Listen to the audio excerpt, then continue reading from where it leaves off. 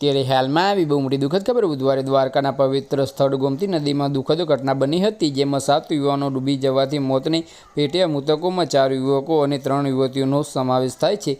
આ ઘટના દ્વારકા શહેર સહિત સમગ્ર ગુજરાતમાં શોકની લાગણી પેદા કરી રહી છે.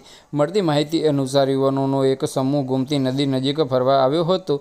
શરૂઆતમાં વાતાવરણ સામાન્ય હતું, પરંતુ અચાનક નદીમાં પાણીનો પ્રવાહ ખૂબ જ ઝડપી થઈ ગયો. દરિયામાં કરંટ હોવાના કારણે નદીમાં પાણીનું સ્તર ઝડપી વધી રહ્યો હતો, જેના કારણે યુવાનો પાણીમાં ફસાઈ ગયા. ઘટનાની જાણ થતાની સાથે જ આસપાસના સ્થાનિક લોકોએ તરત જ બચાવવા માટે પ્રયત્નો શરૂ કર્યા હતા. કેટલાક લોકોએ નદીમાં કૂદીને યુવાનોને બચાવવાનો પ્રયાસ કર્યો હતો. તાત્કાલિક પછી બચાવ ટીમ અને તટરક્ષક દળ પણ ઘટનાસ્થળે પહોંચ્યું, પરંતુ તાત્કાલિક પ્રવાહ ખૂબ જ જોરદાર હોવાથી તમામ યુવાનોને બચાવી શકાયો ન હતો. બધા મૃતદેહોને તાત્કાલિક નજીકની હોસ્પિટલ ખાતે ખસેડવામાં આવ્યા છે અને કાયદેસરની કાર્યવાહી શરૂ થઈ છે.